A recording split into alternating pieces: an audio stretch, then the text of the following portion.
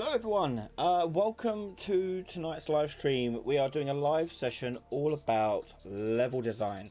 So first of all, I want to say hello and thank you to everyone joining me live here tonight. Hello everyone in chat. We've got, who we got here? We've got Chris, hello, Chris, Lottie, Magic, Daniel, hello, how you all doing? Goody, Pamine, nice to see you all. Hopefully everyone's doing okay and doing all well.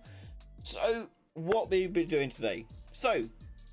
Today I want to cover level design. Now level design is something that is far longer of a topic than just the hour or so that we'll be live for. But what I'm hoping to cover today is to show you a couple of key things. Number one, I want to make sure that you understand what is the purpose of level design and what are some of the key aspects that we look for when we are designing levels. Number two, I'm also going to show you and talk to you about what are the common errors I see a lot of people make, especially when they are first starting out, and so you can avoid them too. And then thirdly, I'm going to show you some tools and tips to help you create your levels and block them out inside of Unreal Engine. So, let's get started. By the way, if you do have any questions regarding level design, please use chat. Put them in the chat and we'll answer any questions you have regarding level design. But if there's a topic that you are passionate about and want to learn more about, there are tons of good resources out there.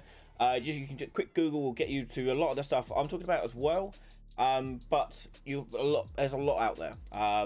So do check it out. So let's talk about level design. So before we go into Unreal, I want to talk to you about what we expect to see. Well, first of all, let's talk about a difference between level designer and an environment design. Level design and environment design are two different jobs. The point of a level designer is to make the level design based upon the gameplay, so what is actually happening in the moment-to-moment gameplay of that level. Their job is focused on mostly just making it fun and engaging. Then the environment designer, their job is to take that level design, take the game that's been made and make it look pretty, and that is their job to do. And they will have also secondary jobs such as telling a story through the environment, but more on that later. So when we're talking about level design, we're talking about the actual act of designing and creating levels, not environment design. That's a whole nother topic for another day. Now, when we are talking about level design, it's always good to look at existing games and look at what have come before you, what are coming out now, and what you could expect to see in the future. Games have evolved over time massively, to include all different types of genres, and there's a lot of bleed over nowadays too, so we're seeing a lot more open world games than we used to because the technology has allowed us to. But the same principles still apply. So let's go through some key aspects and also show some good resources that I use as well. So let's take a look at a website that I use, which I find absolutely exciting and fun, is a website called noclip.website. If you don't know what this is, basically it's a website where someone has gone ahead and ripped out some levels, mostly Nintendo games, and you can explore them freely in your web browser. So here we've got Spiral Mountain from Banjo-Kazooie, and you can fly around and take a look at how the level was constructed all around the scene. Oh, hold on, I'm not seeing my screen. Whoops. There we go. Noclip.website lets you do this. So on here we have Banjo-Kazooie Spiral Mountain, and we can just fly around, take a look at the scenery, look at how things were made, be nosy, and everything else. And I use this website a lot because I find it just fascinating and fun to look around and see the construction of some levels. It can be quite fascinating to see how these things were actually made. So do check it out. It's well worth it. It's called noclip.website. And it's got loads of little games on there. Just go up to here. You've got loads of games to choose from and different various levels you can pick as well. So I've got picked Banjo-Kazooie, one of my all-time favourite games. And there's, as I say, mostly Nintendo stuff, but you've got some PS2, some PC games. So check it out. It's really worthwhile. It's really good. But it's a great resource for that sort of thing. And what's also cool about this is that different features and different games. So for example, in this one, we have some render hacks that we can turn off and on. So we can see vertex coloring, which we can turn off and on, so we can see what they've used for vertex coloring, the models. Textures, you can turn textures on and off. You can see the coloring of the vertices going in here. Pretty neat. Now if I turn textures back on, you can see that working there. So pretty cool. So you can tell by the creation of this level how they did with the limitations of the N64. So for example, all these textures of the grass and so forth and the pathing, the way that was handled was, by the looks of it, vertex painting. Because if you turn off vertex colors, the texture is the same all the way through. All they done was they colored the models with vertex coloring. So they just pulled that through and used that to color the environment. So I turn off the texture. See, they just highlighted the pathing.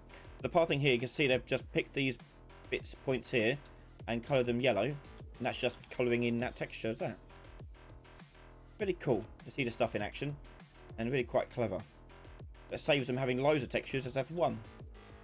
Pretty neat. But I say, different games have different things on here. For example, this one also includes some textures. So you can actually see the texture files themselves. Individual files. Pretty neat. Yeah. Some also have layers as well. So some games will make use of layers. So they have much how we use layers in Unreal. We can hide and show different layers. So do check it out. It's a cool website. Oclip.website.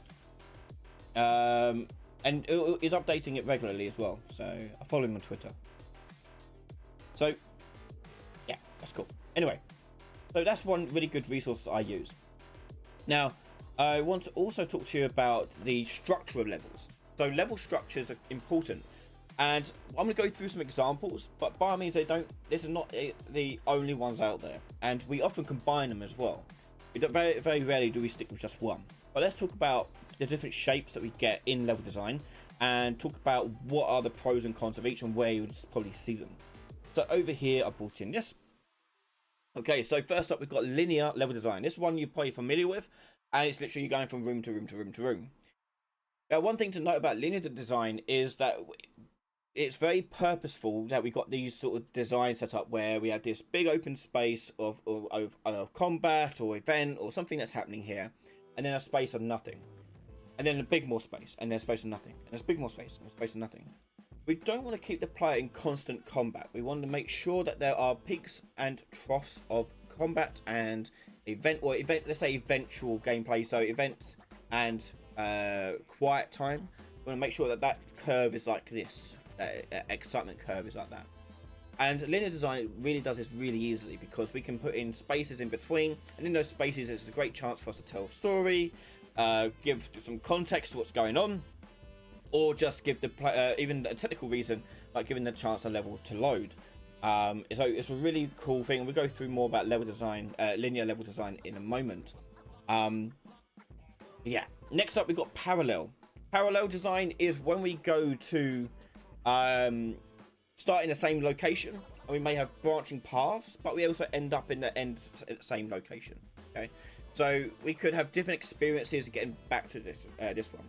Now, what's really cool about parallel level design is that it allows us to put in what we like to refer to as risk and reward.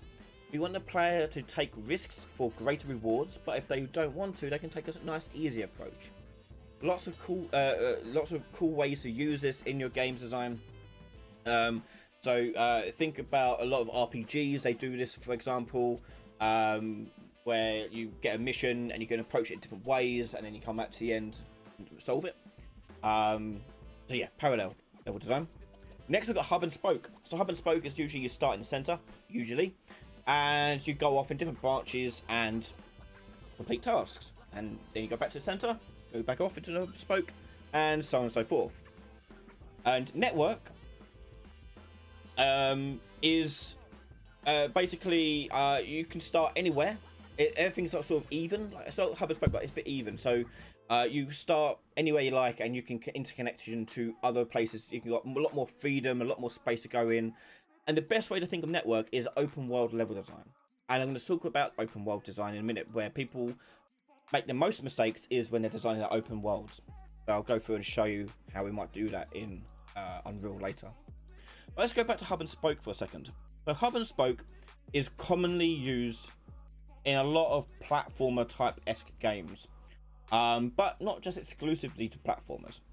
But let's go back to my Banjo-Kazooie example and take a look at Spiral Mountain here. This is hub and spoke.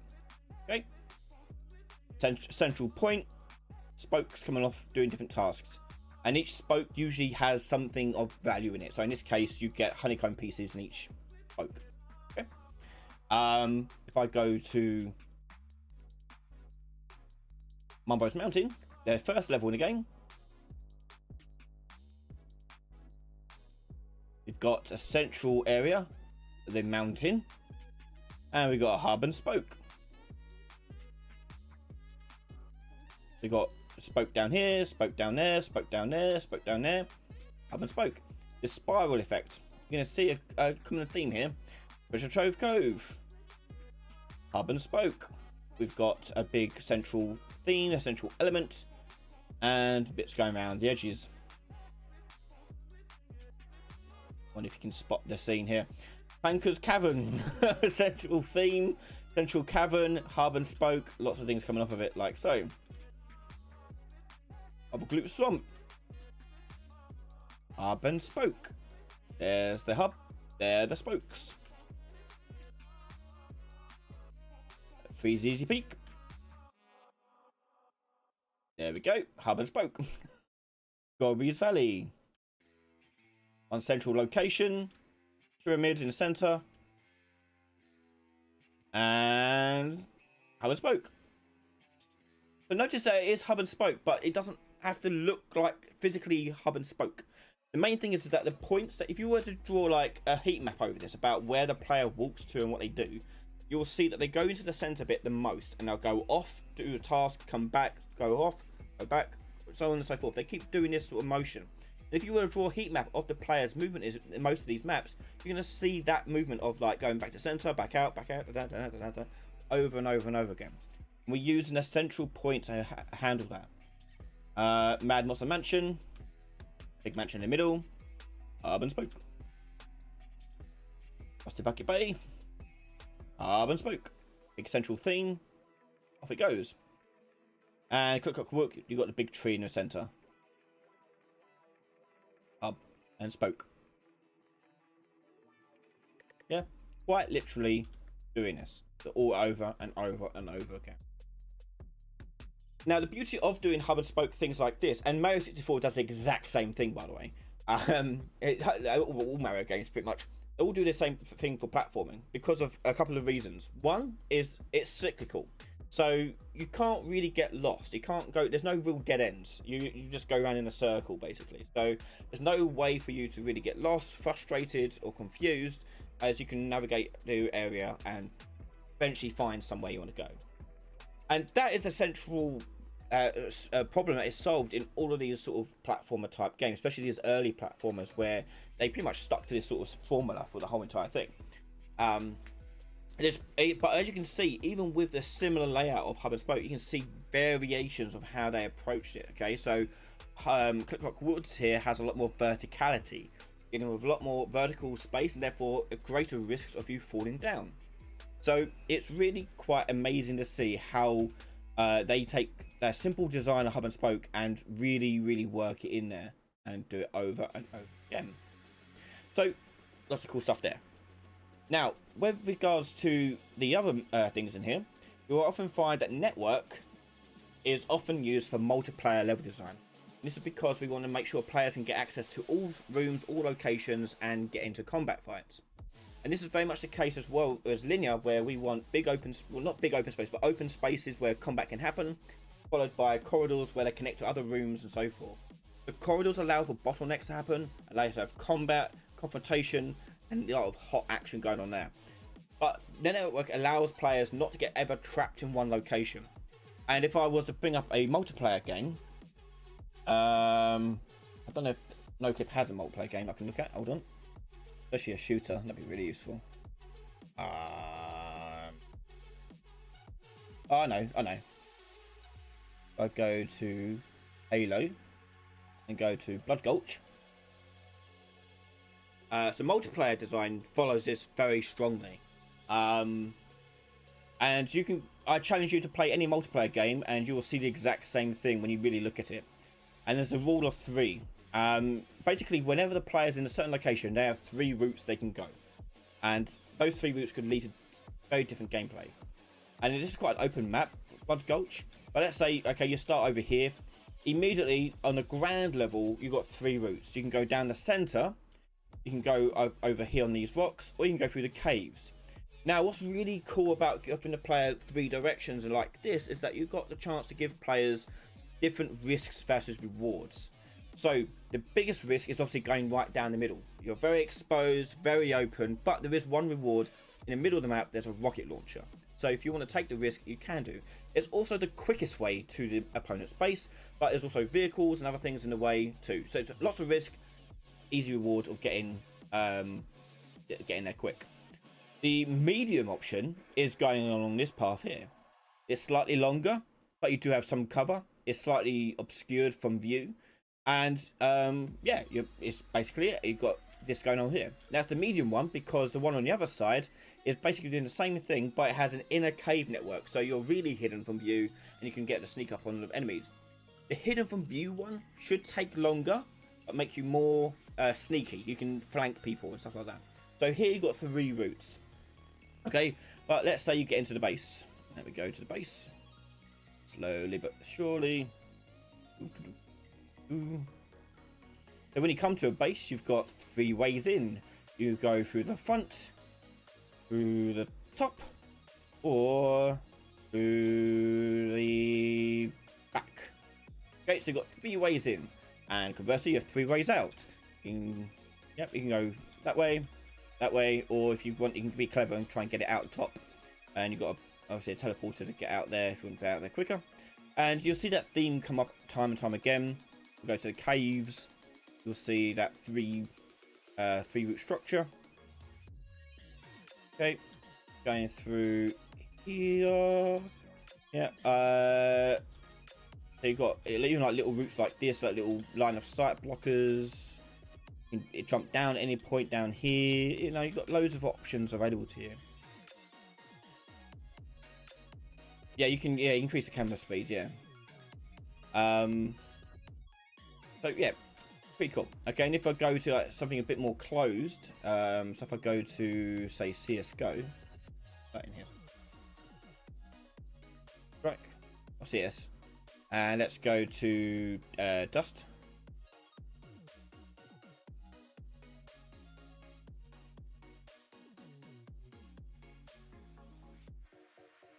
For it to finish loading. What would Resident Evil be? Resident Evil 1. So I'll go for that more in a second. But essentially, it's a combined one. So there's elements of these in those maps. I will identify those in a second. But Dust here, constantly giving the player 3 choices all over the place. They can go that way, or that way, that way. They can, and each one's got different risks and rewards. We are playing around with indoor bits, outdoor bits, ramps, all these sorts of things. So constantly, if you look around, you can have 3 routes you can go down. When you come out of here, you can go up that bit over there, jump up here, jump up there, go through here, and so on and so forth. So really cool. Corridor, we've got 1, 2, 3. So every battle area has sort of 3 routes. 1, 2, 3. And down here. 1, 2, 3.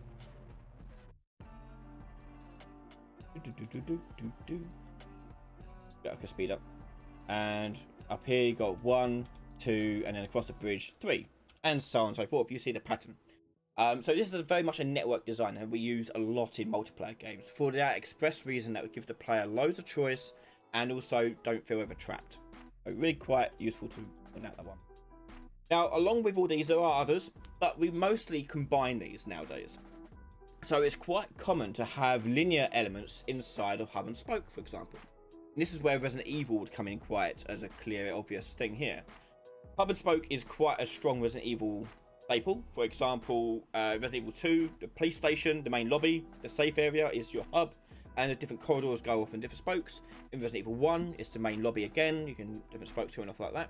But usually when you go into those spokes, they have a linear sort of level design in there, help you traverse through that. and sometimes, a lot of the time, they're one way, so you have to go through it the whole way to get to the end. So it's not just the whole map as it is. So if you were to go Resident Evil, just zoom right out. It's not necessarily the way you look at it from there. It's how the level plays out more so. So horror games, single player horror games, do well with hub and spoke sort of design, with a lot of linear elements too. Parallel works quite well with those two because they can give you different risks, rewards, and so forth. So we usually combine them a lot in those spaces. And these could even go down to like something small, like individual rooms could even follow these sort of elements here. Like hub and spoke sort of element could be you go into a room and there's key items in that corner of the room, that corner of the room, that corner of the room, and that corner of the room, and you just go. So it can be these inside of each other to get different effects. Okay, so quite cool. As someone asked about Mimic, Mimic is very much a network game. It's because it is a multiplayer game and the player doesn't want to ever feel totally trapped. So most rooms will have two or more ways in and out. But it is very much a network sort of space where it's crisscrossing all over the place. Yeah, and there's reasons for that. It's because in a game like Mimic, much like Among Us, you want to make sure that people could be anywhere. So if you see someone coming up that side of the map, it doesn't mean they're still up that side of the map when a death happens. They could have gone the other way. They could go over the top, around the middle. And if you look at Among Us map, it is very much like three paths. You've got the left, middle, right, and so forth and so forth and so forth. Metal Gear, same thing. 3 paths, risk, reward.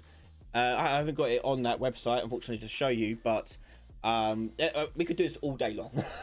We can see it.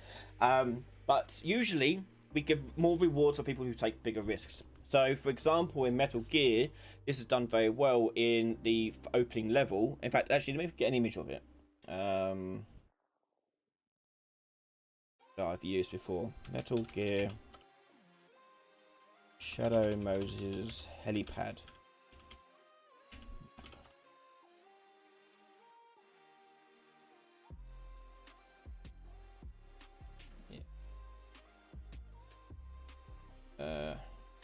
Image.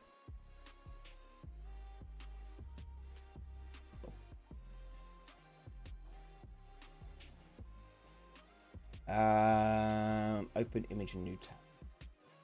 Cool. So in terms of Metal Gear, this is heavily influenced as well. So you've got, if you haven't played Metal Gear, you start at the bottom here, and you got to get to the top up here or down here. You got multiple ways in, and you got 3 routes. The most obvious route and the easiest route is down here on the right hand side. Now on the right hand side, you've got only 1 enemy to worry about, 1 camera to run about, and 1 reward item. In the center is probably the biggest risk, as you've got the spotlights going on here, but if you manage to get past them, you get the early chaff grenade there. You also can take the even riskier route and go into the van and get your first gun. You can even take the one on the left and get more resources there, but you've got to deal with more guards, more lights, more things like that. So you've got this sort of parallel route through this sort of stealth game. Most stealth games will use a parallel design to give the player an easy, medium, and hard route. But again, it's a mixture. Different parts of the game have different parts of level design. You just want to be cognizant of these different types, different structures, and when you're designing for these things, always think about giving the player those choices that they have to make. The more choice the player has to make, the more in control they feel of their result, whether they're successful or not. So yeah, great example, Metal Gear, of showing things like risk versus reward.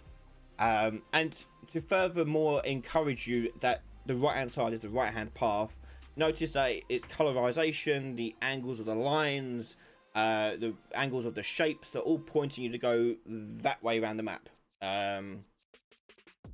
But you can go the other ways if you want. But yeah.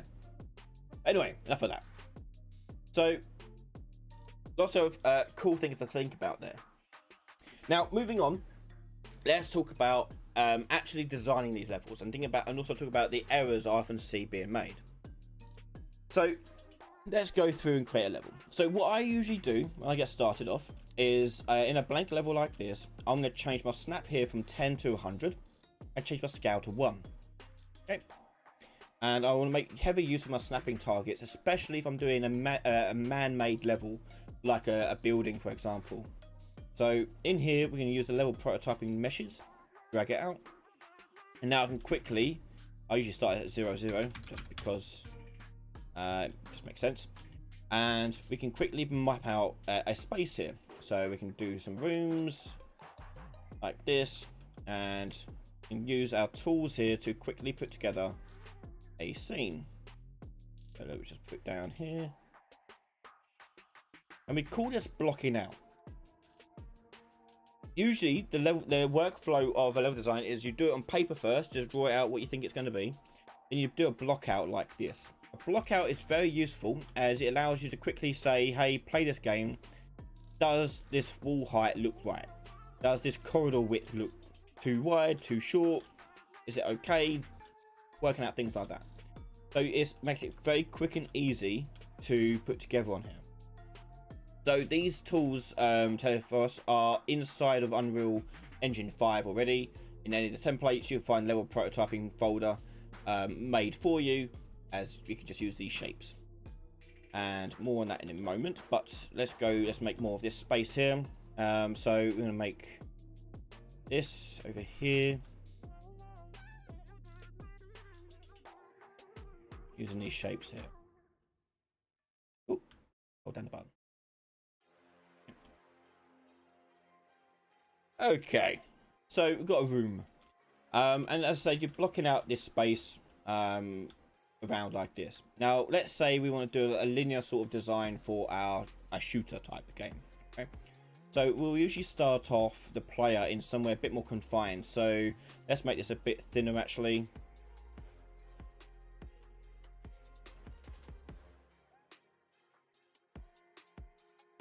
So I'm going to get rid of this thing here. Across. Cool. Okay. Let's actually make this a little bit shorter here.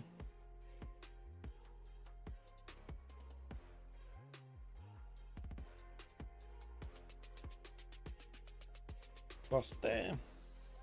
Little doorway. Okay, and we'll make a little corridor. So let's say it's like the first level of a game. Now, when you're designing a corridor space like this, for example,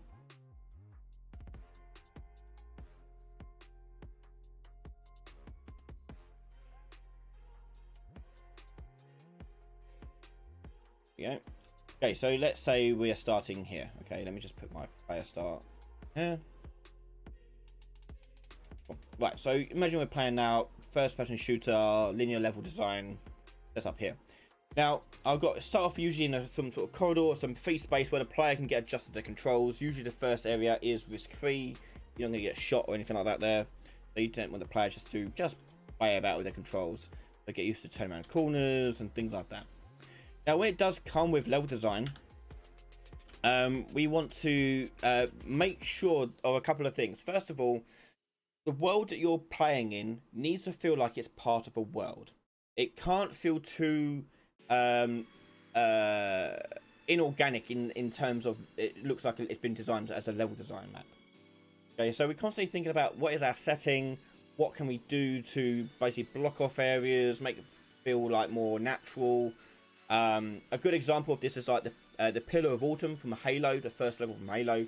You'd be running around it and the blast doors around the ship would shut to close you off from going any further down that way. And that's because it's to stop you from going that way, first of all. But also give the impression that the ship is actually very large. There's a lot to the ship, you're just not seeing all of it. Doing that makes the place feel 100% more alive, more realistic, more believable a space to be working in. So do make sure we use that space there. Now, second to that, we also want to give the player an idea of the space they're in. So, at the moment, this is very, obviously we're doing a block out, but it is very basic. It's like we're in a cage, essentially.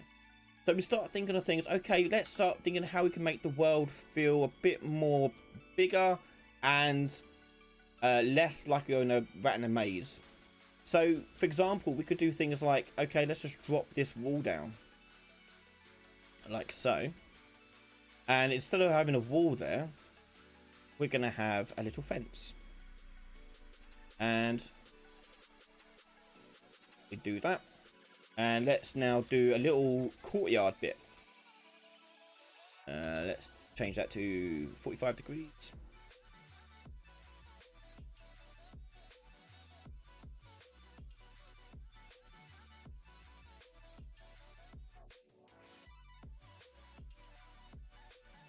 Like so.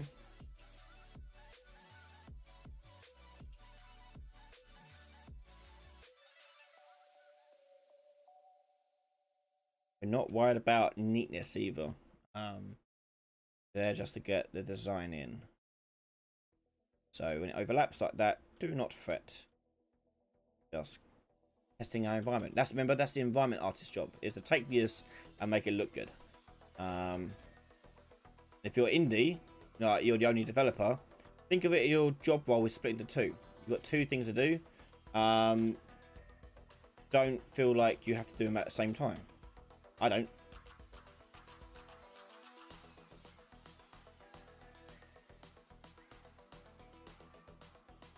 Okay.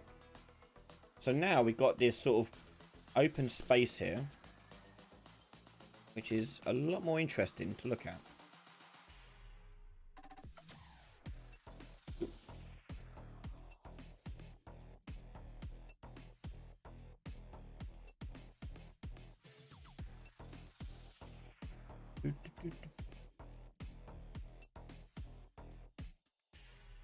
And there's another reason why I want to do this as well. No, wait for that in a second.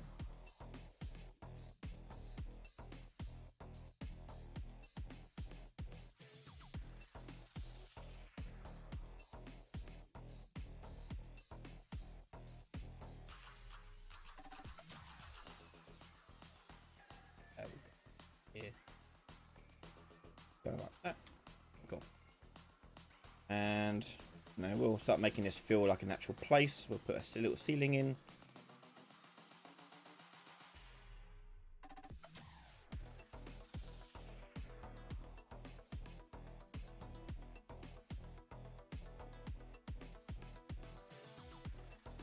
We'll put some columns in.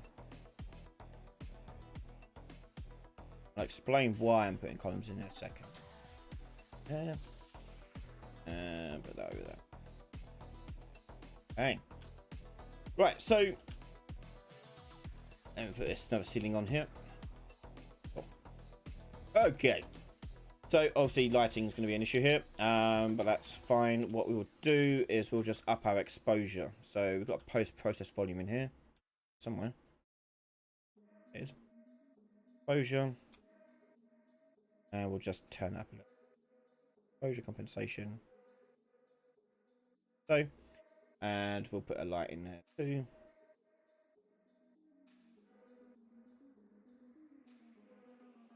Maybe turn the exposure down a bit. Went too much.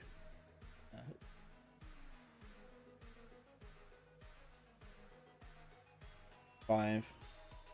Yeah, there we go.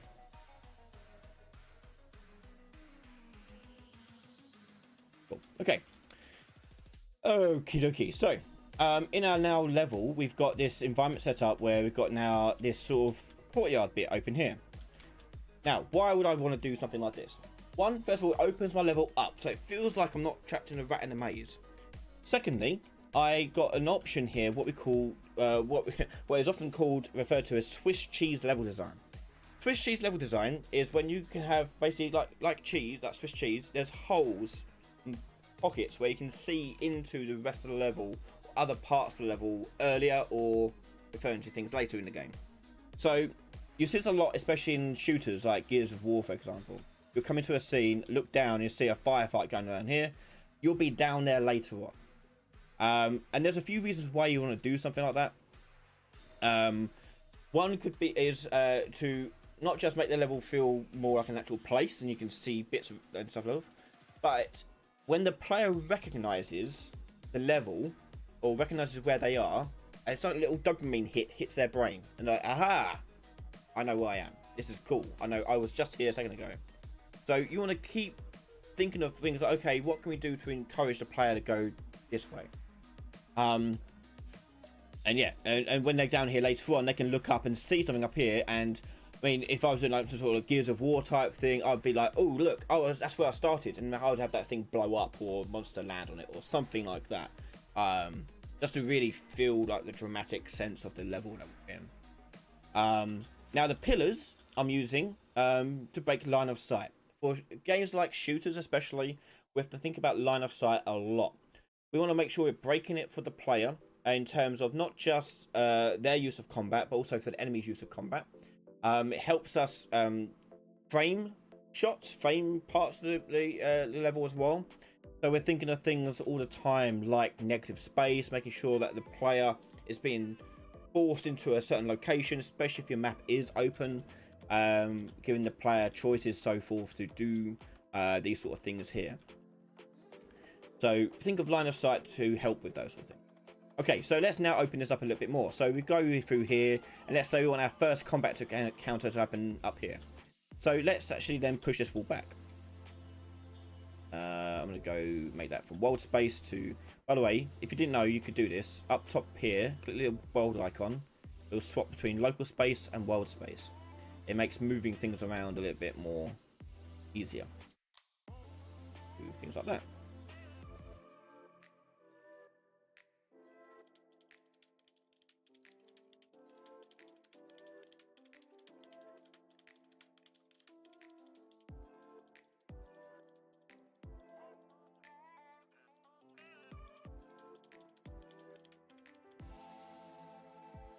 Okay, cool.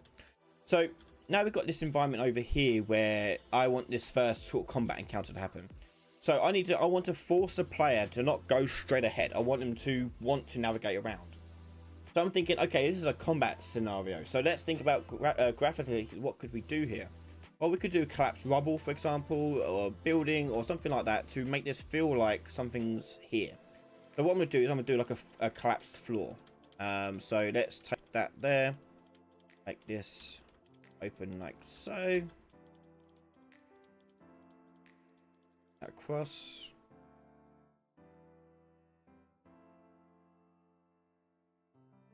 like so,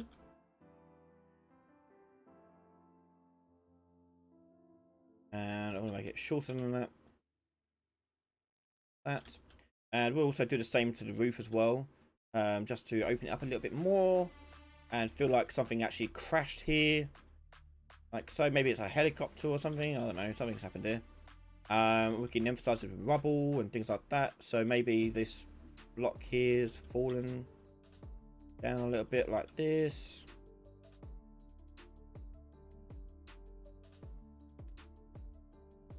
You know, other things like this. So I'm forcing the player to not go across here. They have to walk around to do things. Okay, and when they do this, they've now got to encounter enemies and fight off enemies. And we're now thinking about line of sight and the combat scenario. So we're thinking of combat scenarios. We want to think about, okay, well, what is the purpose of this in this combat? Is it here to teach the player something? Is it here to challenge them to something? And usually, in a map, we want to constantly flip between teaching the player something and challenging the player with something. So we're teaching the player either a mechanic, a tool, a new weapon, a new technique, whatever it is. We'll teach them it with something basic, and then we'll challenge them with it later. And if it depending on that type of game, you'll probably ask them to rethink how they apply it in a third challenge as well. So the first task they come across here, we're going to learn how to shoot a gun. It's going to be pretty simple. We don't want them to have too much to worry about. So that's why we're keeping it pretty, even though it's opened up a little bit, we're still kind of closing the combat in. So you're not going to get flanked or broken by the enemies. So let's think about line of sight and cover. So we've got column situation going on here. We'll just carry on that theming and put in more columns.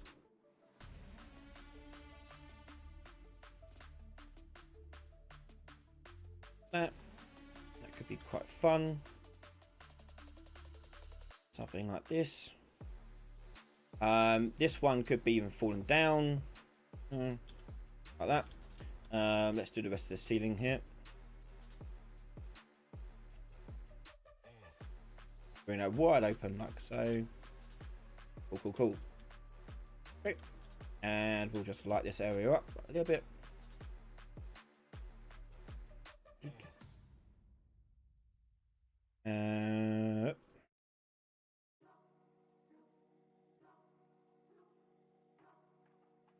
Here. Doors width and height. We'll just give this a nice soft light all over the thing here.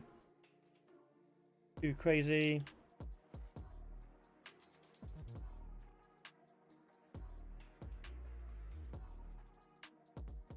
Like that. Whatever.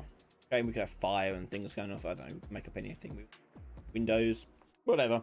And so now we're going to have the combat take place here. So the enemy's going to come around here. And they want them to hide behind cover. So we want to hide behind cover. So we're going to give them a couple of boxes or something. I don't know.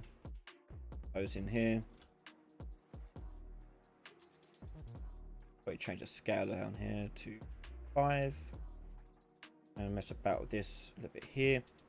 And for, again, if it's my organic placement of stuff, I will turn off like the snap rotate and just give it a bit more free rotation. Same with placement as well. If I want it to be less rigid, like in case of like props, things like that, I'll just place it about like so. And this one here will go on this side like this, and that'll be our player one.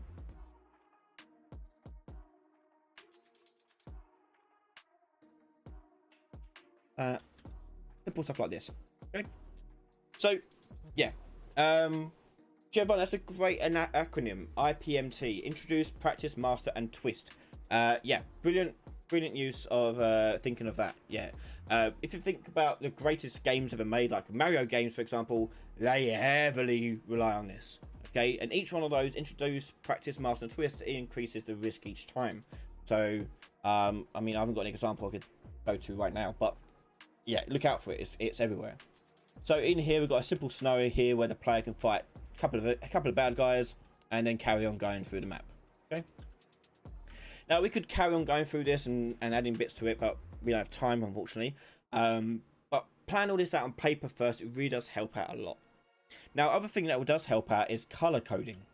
So in here, I would go into my materials that I've made for this, okay, which is there, and I'll just duplicate this, go into this, and I'll change the color of this one. Where is it? Oh, it's there. So here we've got surface color. We'll change that one to sort of I don't know, orangey sort of color for walls and things. Save that.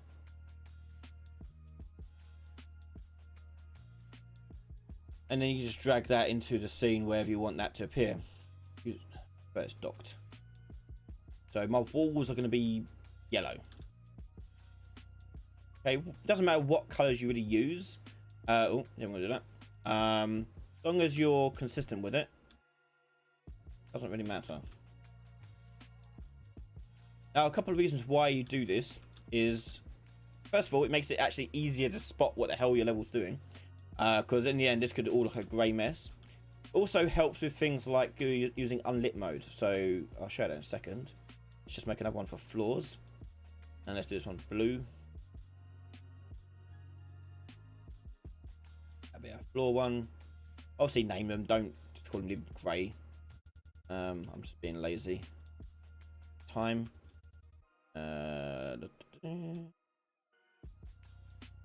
That's not floor. Marking it as floor. That go in there. That go down there. Wall. Wall. Wall. Wall. Wall. So you've got a bit of Z fighting going on here. You can just easily fix that. You just yeah.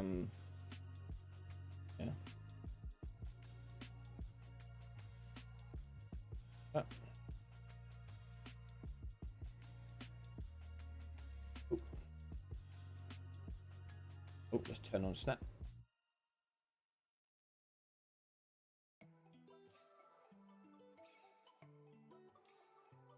There we go. And so on and so forth. Okay. So I'd usually color code floors and walls separately. Props and things like that would be a different color too. Physical objects, things that could be destroyed, would make them a different color as well. So lots of really cool things you can do with color coding. But as I mentioned earlier, a simple reason why you'd want to do color coding is if you want to do work in like level that is quite dark or in whatever, you can change this from lit to unlit, and you can now easily spot what's what without having to get confused. Because if you looked at it with just grey, it would all look the same. Makes it very hard to see. So using unlit mode to build your level makes it a lot quicker and easier to spot what's what. Yeah. Again, at this stage, you're not looking for environmental design. You're looking for communication design. So if someone was to pick this up as well, could they kind of piece together what they'd want this to look like? Yeah. And hopefully with this, they could start thinking, okay, well, that's going to be a destroyed thing. I could do something with that. And they can start piecing together that sort of information. Okay, they can clearly see that's a piece that's destroyed, not a floor they can run up on. So we'll make sure the player can't run on it. Okay, so think about those sort of things when color coding to help you identify and communicate across your ideas. Now, I also would do things with the little blockouts to help emphasize certain features as well. So if I want to put in like little columns or little breakers like that, I can do. I'm not going to do too much, but let's just do an example what I mean. If I say I want to put in some skirting here, for example, could turn that down to like 10, change that down to, oh no, we'll do it as 55. That. And we do things like this just to make it, you know, feel a bit more like a place. Now you can mess about with this and make it feel a bit more nicer if you want.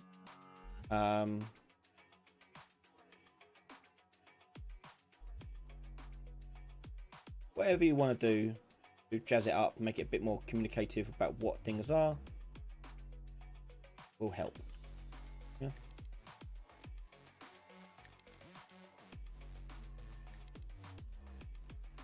Okay.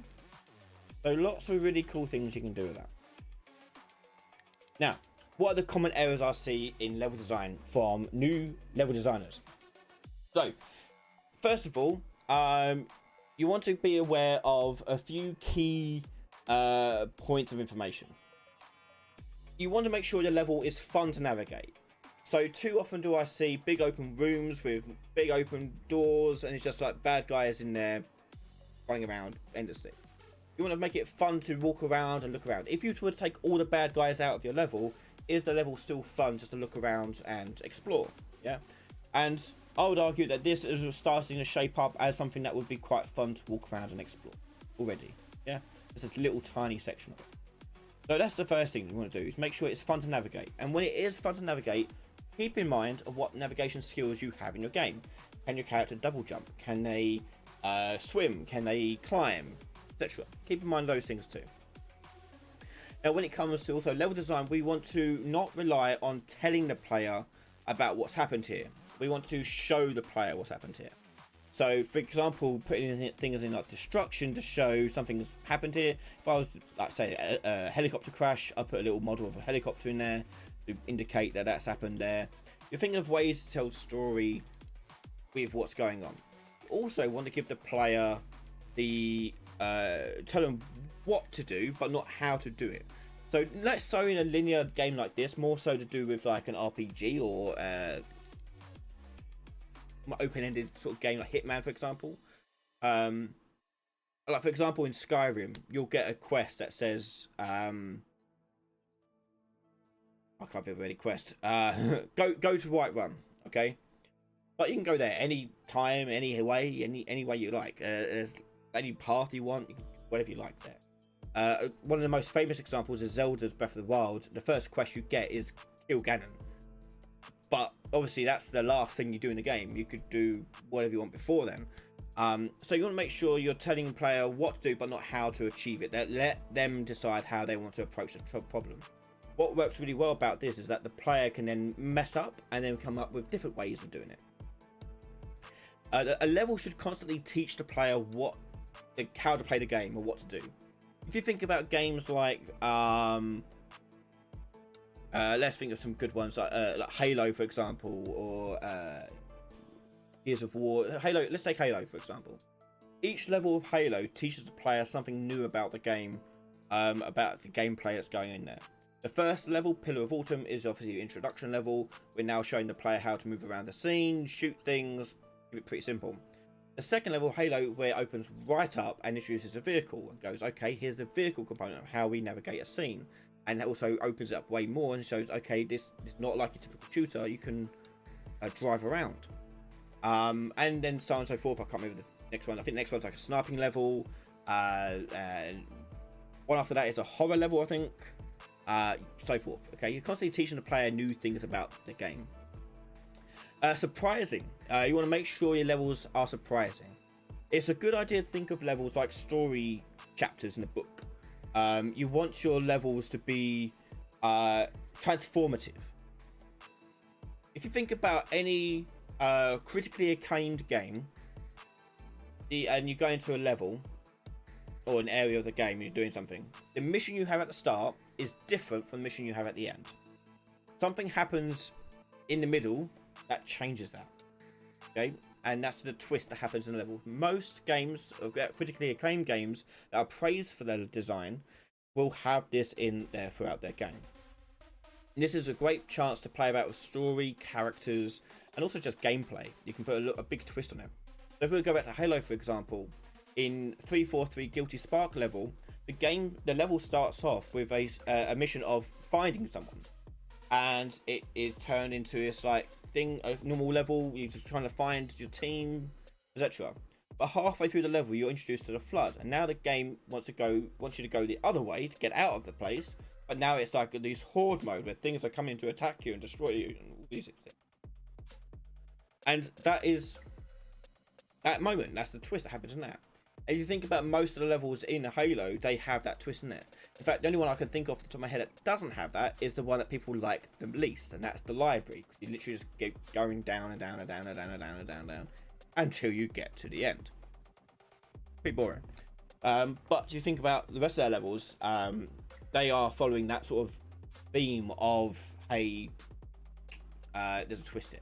So keep the player surprised with what they're doing. Okay. Oh, didn't open Slack. Whoops.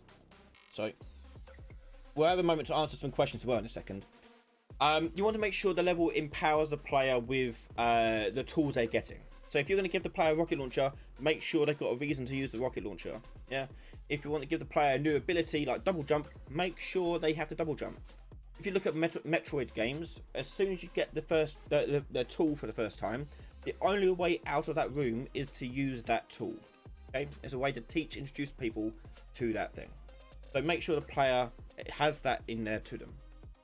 Make sure we've got those 3 routes: easy, medium, and hard. Don't make them all the same. Give them some variation to the player. And when you are doing that, think about the rewards you want to give the player. The rewards could be explicit, like extra weapons, ammo, health, power-ups, things like that. Or you could put it implicit, such as things like story development, characters, little Easter eggs, like that. Make it story driven. Yeah, again, going back to that twist mechanic, make sure there's a reason why this level is in the game. Why is this a level? What's going to be happening here? Too often do we have levels that are just happening. There's nothing going on in it. Nothing happens to the player or to the character in it. So think about those things. So back up with the problem I often see with linear levels. People do often these very large levels that have nothing going on in them, not interconnected or broken up. Don't have that pacing I mentioned at the start where we have it going up and down, up and down. It doesn't have this this momentum of going big action, no action, big action, no action. Think about that. Think about the pacing of your level. Another problem I have seen is a lot of people rely heavily on horizontal gameplay, especially for first-person shooter. You're going to make use of vertical gameplay as much as possible. Yeah, vertical and horizontal. Aiming your gun in a first-person shooter, for example, this is boring. This is more fun.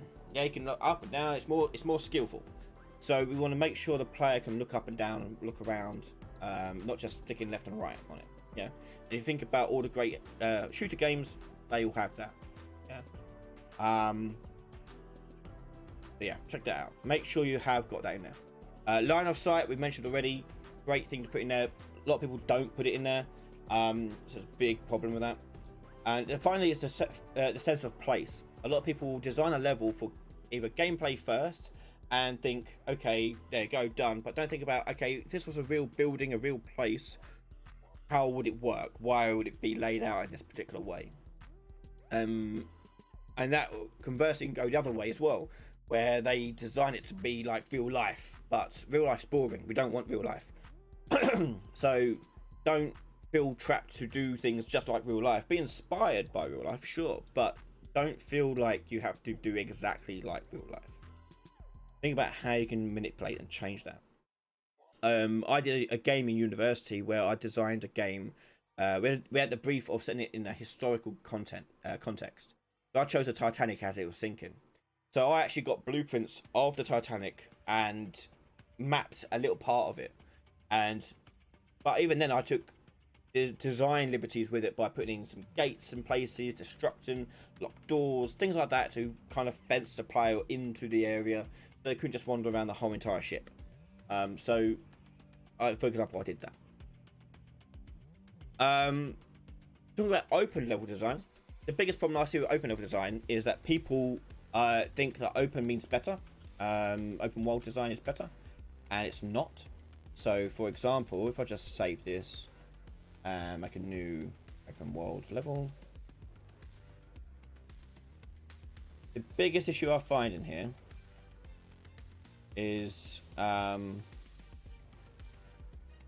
people would put in like a big world, put some trees in it, maybe a mountain or two, and call it a day.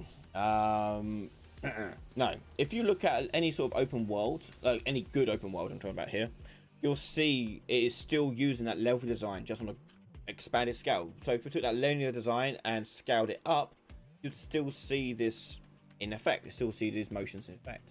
And it's basically you're designing the levels without borders all interconnected to each other. So for example, I don't have time to really make it at all. Okay. So for example, if we go landscape mode, we'll just do something quick.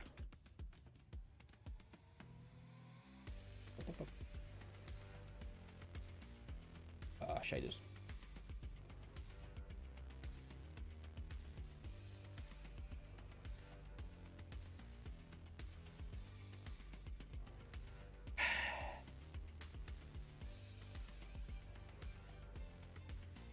Okay.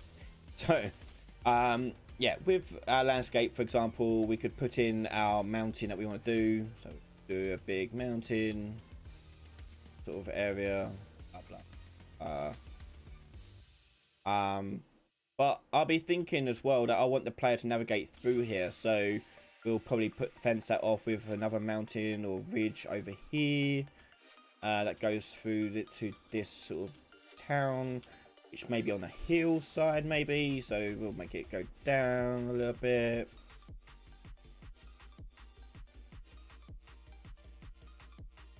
You know, and I mean, we don't have time to do this, but I do want to answer some questions for people. Like, think about you're using the world as sort of like your walls and your and things like that. So, I mean, can I get an example from Skyrim at all? That'd be.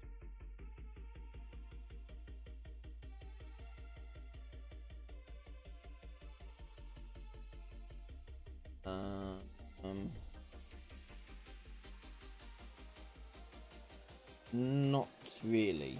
I'm trying to look for a good map to use, but all these stylized ones.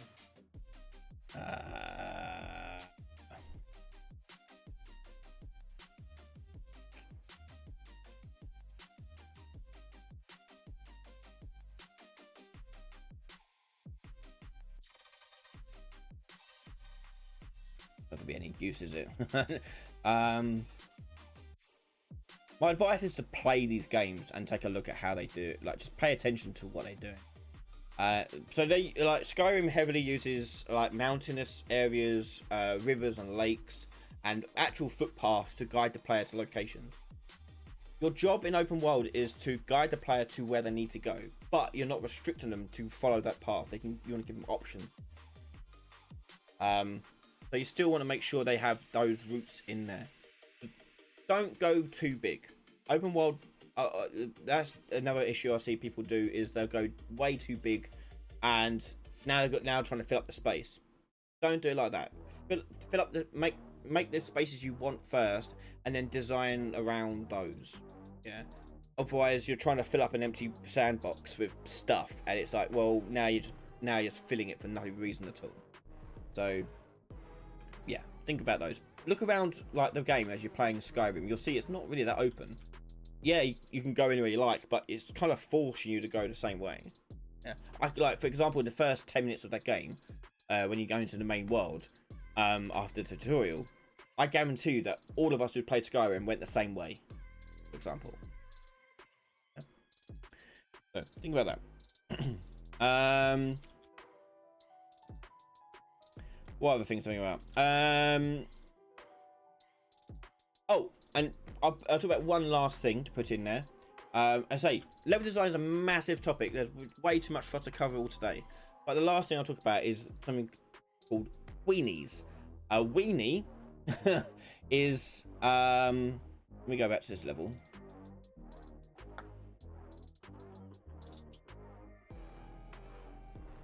And we use them a lot as well. Sure. So a weenie is basically a point of interest that you can't reach, but it's your objective type thing, or it's something that you're using as sort of like your North Star to guide you to places. So it comes from like the term of like Disneyland and Disney World, where you have the castle in the middle.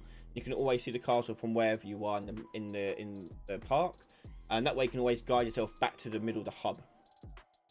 By the way, theme parks, hub and spoke.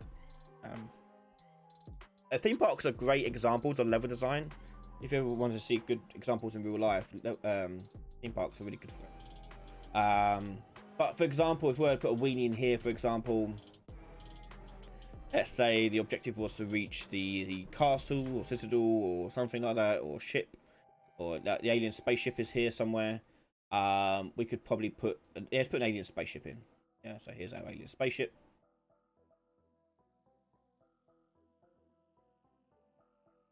Whoop, whoop, like that. So there's our alien spaceship. Okay, so when I'm playing the level, I come out here and I can see the alien spaceship now hovering over our city. And don't forget, by the way, to put things outside your map to make it feel more alive and more like an actual space. So, for example,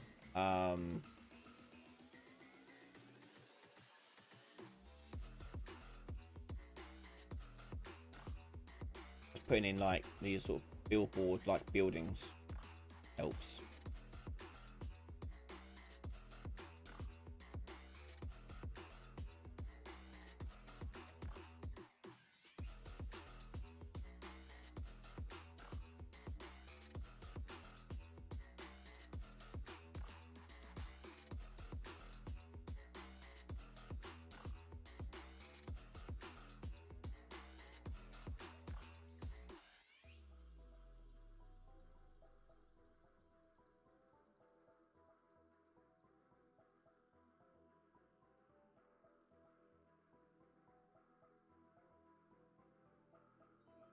It just adds like layers of depth, and now the world feels massive.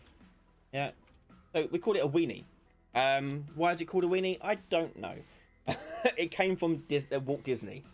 He called it a weenie. I don't know why he called it a weenie. He just did.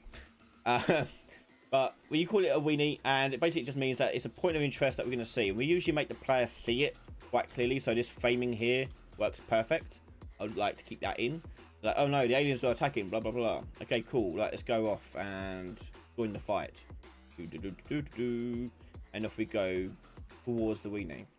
And you see this a lot in like Uncharted games as well, and Tomb Raider games. They'll point to something in the distance, like, look, there's the temple, or look, there's the bridge, or look, there's the tower. Gotta meet them over there. Weenie. But yeah, there you go. So yeah, take a look out and you'll see, and you'll probably play games now and be like, ah, look, there's a weenie. You're talking about it all the time. Yeah, so there you go. Anyway, this is a closed topic with CGMA level design 8 or 10 week course, because I know it's using the same thumbnail. I just googled level design and used that as the intro, as the thumbnail. That's all. Yeah, it's Half-Life intro weenie 2. Half-Life 2 with the tower. Yeah. Half-Life 1 is a very good example of that Swiss cheese level design, because that train takes you through the whole entire map, and you'll see areas that you come to later on, and you recognize them later, and it's like, haha. Remember that?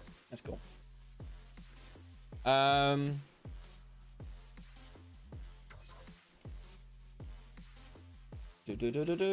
Okay. As I said, tons to do with level design. We'll end it today. So I'm happy to answer people's questions. So please put your questions in the chat regarding level design, and we'll talk about level design. So let's see if we've got anything to answer right straight away. What's up with John Romero's level design manifesto? Is that still even relevant? Probably. Yeah, somewhere, somewhat. Do you not use the modeling mode and its tools there to block out? Sometimes if I want something specific, I would do. But I'll get by most of the time with just blocks like this. Most of that stuff. But if I want to do something specific shape-wise, then yeah, I probably would use the modeling tools to help me with that. But if I could do it with a block, I'll do it with a block. Can we use multiple landscapes on one level for open world, or just one? Yes, you can. What's a weenie in a horror game? You don't tend to have them. Horror games tend to be generally quite enclosed. You very rarely would have something open. They can see something. It's more for navigation. So it's designed for things like, I want to head towards this sort of way, that direction. So you always put them in sort of front of the player, like a compass heading, basically. It is.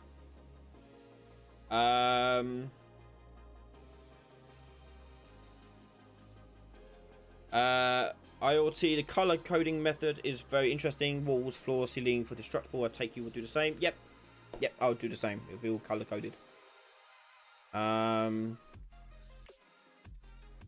Before you go, is there any important aspects to include or take advantage of in horror creepy games?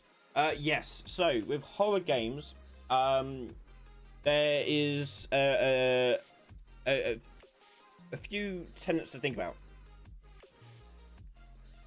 What makes a horror game scary is tension. Not so much the monsters or anything like that, it's tension that makes things scary. So you'll want to look for opportunities to build tension. And the easiest way to build tension is to let the player's imagination go wild. And so we'll do things like obscure their vision in some kind of way.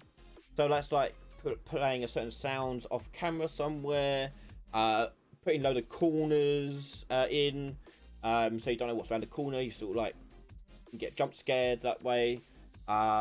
It's doing things like that. There are cliches to follow as well, and cliches are good to follow.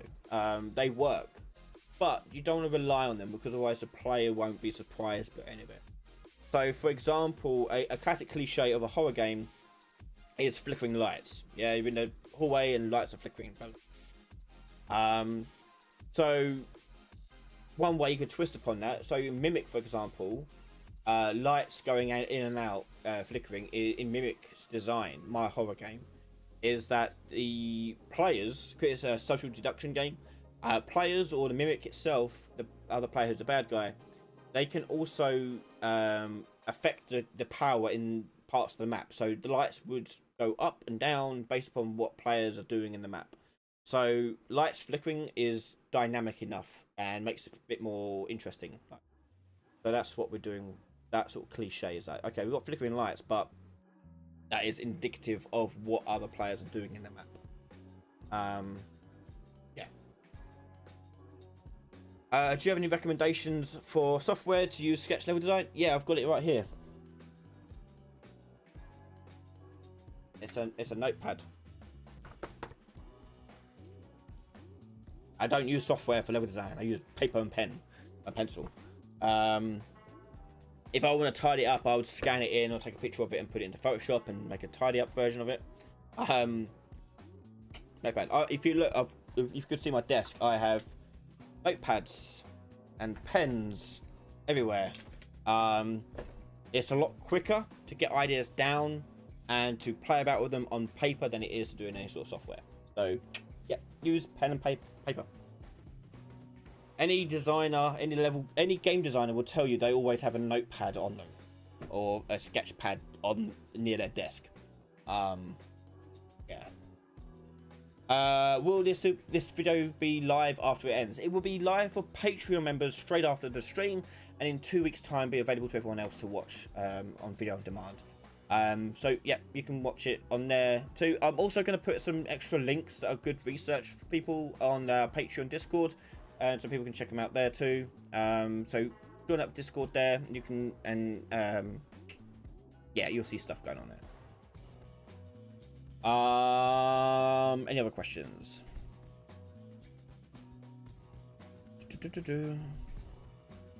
Yeah, Miro, people I've used before. That Miro, Illustrator, Photoshop, yeah, all that stuff.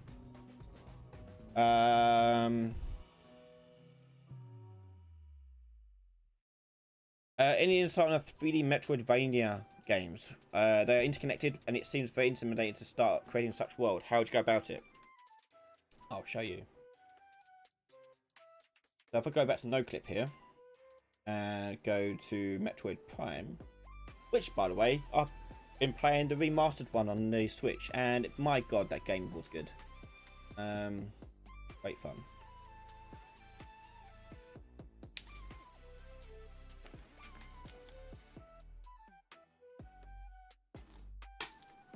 You know what isn't time consuming, Lottie? Pen and paper. Pen and paper.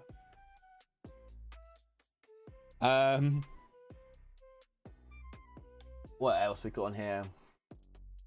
Any tips for top-down level design like Diablo? Diablo is procedural, so bit more of a convoluted one, that is. But for top-down, it's the same as any doing sort of linear level design, network level design. Same sort of concepts there. Nothing specific. Okay, so Metroid Prime. This is the Chozo Ruins, one of the first main areas in the game, and you start over here and you go through here. So this thing relies heavily on layers to hide and show the whole map. So let me just come out of here and just show the whole map. I see a big bird model here, by the way. Layers, turn them all on. Okay. Okay. So, yeah, you go through here. So this is the point of Metroidvania games, is to give the player knowledge of options at first, limit what they can actually do, and then slowly drip feed more options to them. But don't give them too much because it'll be overwhelming. So for example, this bit here is linear. They'll go through here into here. And when you come through here, you're going to get two main routes. You're going to go that way, straight forward. Or you've also got, when you go through, you'll see this route here.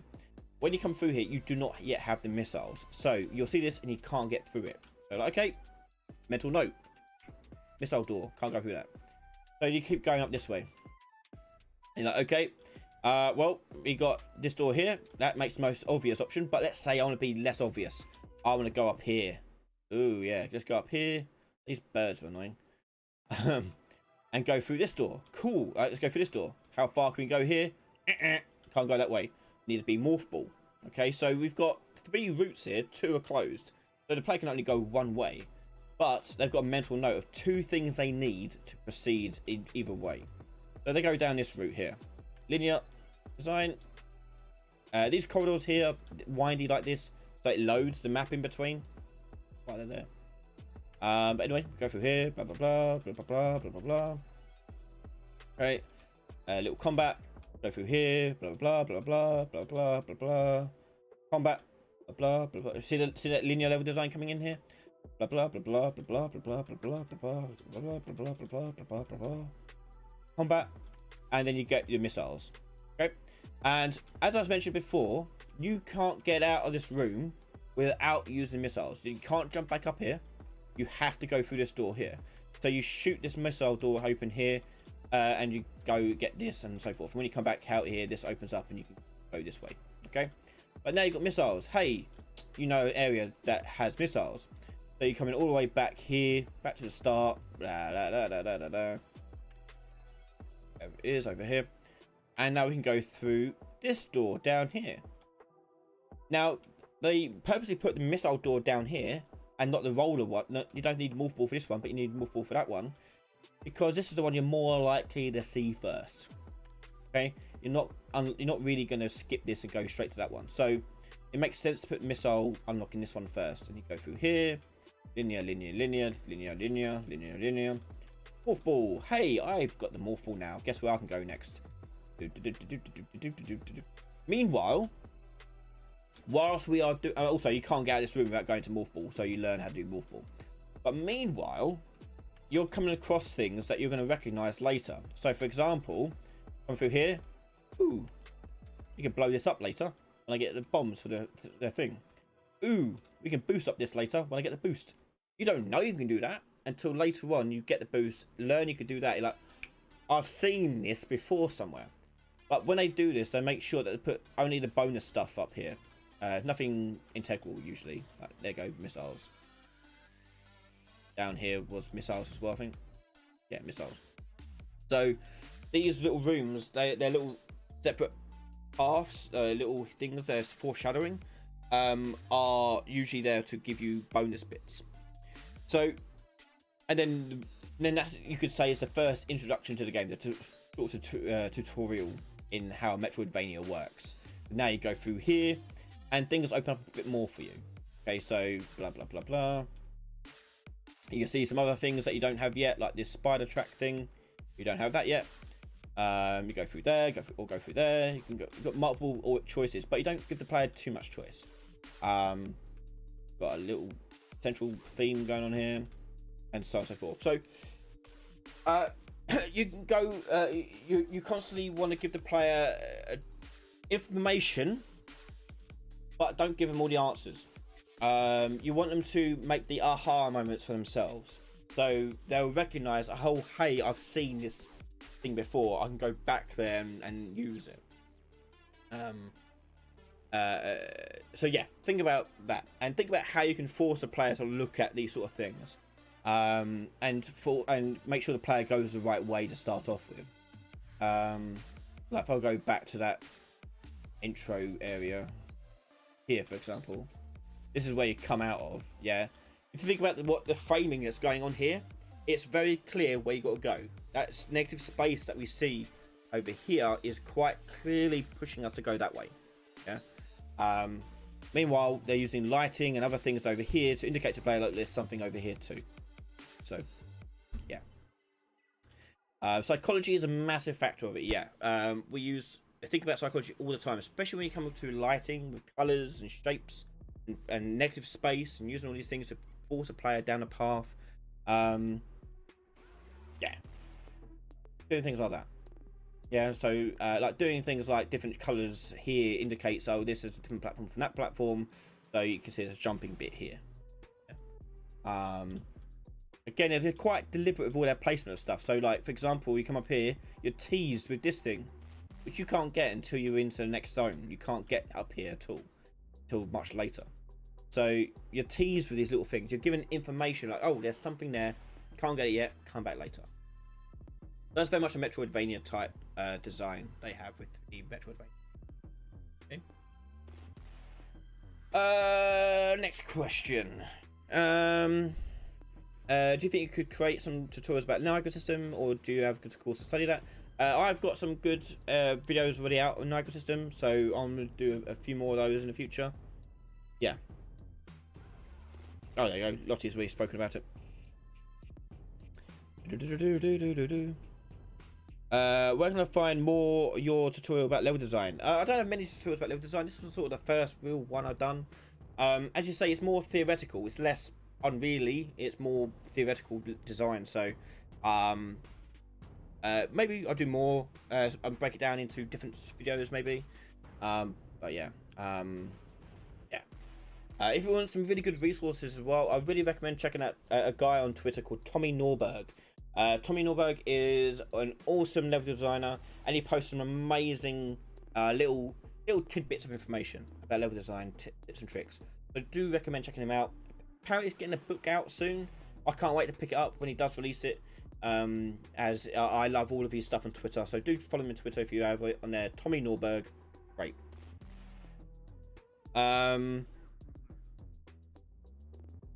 A couple more questions, and then we have to go.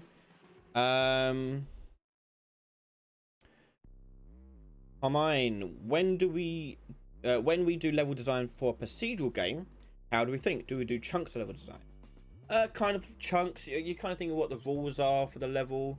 It's a bit hard to do a procedural because of the idea of random procedural stuff, and this is why level design in those sort of games doesn't really work.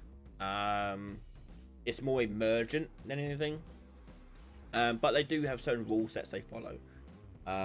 Especially like the dungeons of Diablo, for example, they follow a certain rule set per sort of theme of how they can achieve things like that.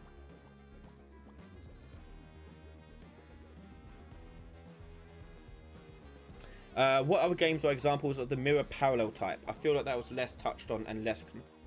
It is pretty much all RPGs. Okay, so and also parallel doesn't mean like the whole game. It could be just part of the level. So like that example I gave of Metal Gear Solid earlier. Does I have open? I don't think I do. No, I don't. Metal Gear Solid, that example, the helipad, that would be a parallel design because you can go 3 routes around it. One's easy, one's medium, one's hard, but they all end up at the same point. But you can go either way around it. It's a very condensed, smaller version of it, but it's there. Yeah.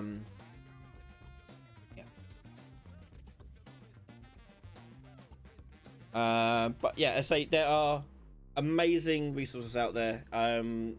So do check them out. Just Google around, you'll find them. I'll post some links as well in my Discord, so you can check them out as well for further reading. I love this kind of stuff. I love talking about it. I love thinking about it. I love looking at it. It's just fascinating for me. Great stuff. I love it all. So thank you so much for coming live tonight to watch this stream session. Hopefully we've learned something about level design from it and can take it away with you. As I said, this is just the tip of the iceberg. There's so much out there. So do have a look around and become more knowledgeable in creating your levels. Thank you very much. I want to say a massive thank you to all my Patreon members and YouTube members for the continued support in the channel. And if you want to support me as well, head over to patreon.com/Ryan Laley. Right now over there, you'll get access to the video on demand of this live stream, plus many other videos, including our C++ course videos, which covers C++ tutorials, as well as how to use the Unreal 5 engine C++ code as well. So we've got loads of stuff over there, the quest system, the survival series, all that's going on over there. So do check it out. It really does help pay the bills to keep this going on. So thank you so much for all of your support. It really is amazing. Thank you again. Can't thank you enough. Anyway, that'll do for me tonight. If you haven't subscribed already, hit that subscribe button. Hit a notify bell as well for notifications for all new videos coming out every week. New live streams every week as well, including question time on Wednesday. So if you have any questions you want to ask, come along on Wednesday, ask your questions and get them answered live on air. Massive thank you to everyone watching me live, and thank you and good night. Take care of yourselves, and I'll see you all soon. Bye bye everyone.